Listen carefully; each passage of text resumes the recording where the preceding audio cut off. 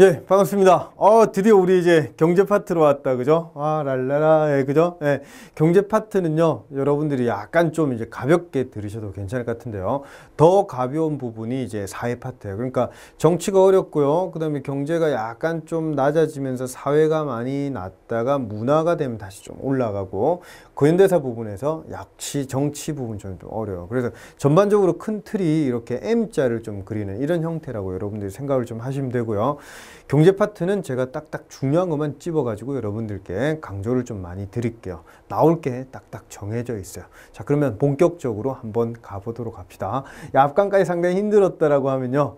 역시 지금부터는 조금 이제 강조드린 부분이 시간이 좀 더 줄어들 것 같아요. 네, 한번 가보겠습니다. 고대 경제. 자, 첫 부분에서요.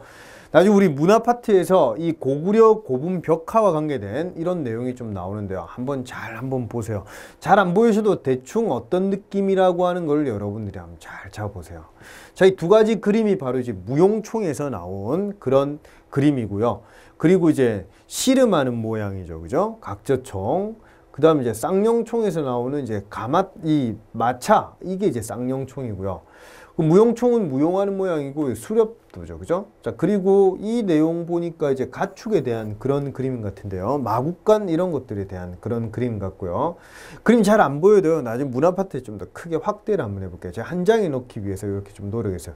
자, 그리고 가만히 보시면 여기 주인은 대따 큰데요. 이 옆에 보면은 상당히 옆에 있는 신하들은 상당히 크기 좀 작아요. 그래서 얘는 자이언트고 얘는 뭐 소인이고 이런 게 아니고요. 주인의 크기를 좀 크게 그리는 게 바로 이제 안학삼호분.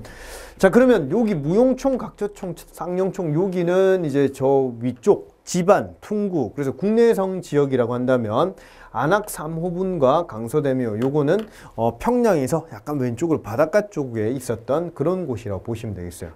자, 그리고 여기 보면 부엌의 모습이라든지 그 다음에 이렇게 뭐 대장간의 모습이라든지 이런 것들이 이제 많이 그려져 있어서 무덤에 도굴은 많이 당한 이유가요. 고구려는 굴식 돌방 무덤이라서 나중에 이제 돌로 된 방이 있는데 거기 굴로 만들어 놨거든요. 그래서 그걸 다 털어갔어요, 애들이. 그래서 벽화 이것만 이제 좀 남아있다 이렇게 보시면 되고요. 자, 그 다음에 상징적 그림도 있어요. 그럼 나머지는 무덤 주인의 생활이라든지 아니면은 좀 생활상 이런 게 있다면 이런 것들은 약간 좀 모양으로 볼 때 좀 특이한 형태죠. 그죠? 사신도, 도교적인 색채가 강한 이런 것들이 강서대묘에 있다. 이렇게 보시면 되겠어요. 자, 그러면 삼국의 이제 경제생활 이런 것들을 우리 저런 그림을 바탕으로 해서 한번 생각도 해볼 수 있는 그런 내용이라고 볼 수가 있겠네요. 자, 첫 번째 이제 정복 전쟁을 통해서 이제 국가가 성장하게 되는데 공물을 걷는다든지 노비로 삼는다든지 그 다음에 시급, 공을 세운 사람에게 토지를 나눠주는 이런 것들이 토지 소유권이겠죠. 그죠? 수조권이겠죠. 그래서 이런 시급이라든지 노급, 그 다음에 이제 노비, 공물 수치 이런 것들인데요.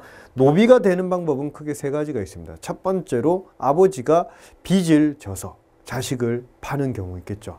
두 번째, 형벌 노비, 물건 훔쳤다든지, 그죠? 세 번째, 전쟁 노비. 그럼 네 번째 아주 슬픈 내용이에요. 엄마? 이래 엄마 말했어요. 엄마래. 뭐 이러니까 기분 상당히 좋은데, 엄마, 나는 신분이 뭐야? 노비. 뭐 이런 거 있잖아요. 그죠? 태어날 때부터 노비. 그런 게 좀 내용이 되겠어요. 그죠? 자, 그 다음에 이제 피정복민의 그런 차별이 이제 피정복민의 이제 경제적 부담이 많이 커지니까 나중에 너희들 뭔가 내는 거 많으니까 좀 차별을 완화해 줄게 이런 식으로 점점점 간다라고 하는 거죠. 그죠? 처음에는 이렇게 데미지를 많이 주다가 나중에는 점점 그런 게 약해진다 이렇게 볼 수가 있겠습니다. 자, 사회체제가 또 이렇게 동료가 되고 전쟁도 많이 일어나니까 농민에 대해 가지고 과도한 수치를 했다는 거죠. 예나 지금이나 서민들은 살기 힘들었다. 그죠? 이게 가장 큰 맥락이다 이렇게 보실 수가 있겠습니다. 자, 그리고 보시면은 그 사회체제의 동료와 관계에서 이제 경제정책을 좀 변화해야 되겠다. 그래서 수체제나 농민경제안 정책. 농민들이 도망을 많이 가는, 유망을 많이 가는 나라는 안 좋은 나라죠. 그죠? 그래서 이런 모습을 좀 바로 잡아야 되겠다. 이런 어떤 고민을 국가에서도 많이 하게 됩니다.